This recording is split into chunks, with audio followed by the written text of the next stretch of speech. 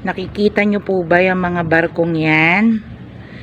Yan po yung barko na nagde-dredging, yung mga kumukuha po ng buhangin sa dagat.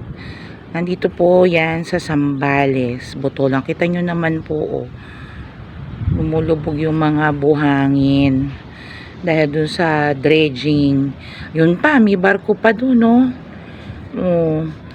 Sabi hindi naman daw dahil sa dredging, dahil ganon daw talaga ang lupa, dahil may distansya ang lupa or ang establishment mula sa dagat dapat.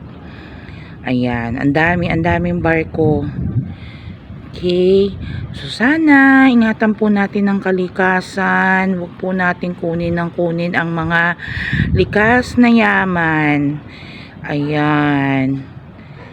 Oh, ingatan po natin ang bigay ng Panginoon sa atin. Ayan. God bless everyone.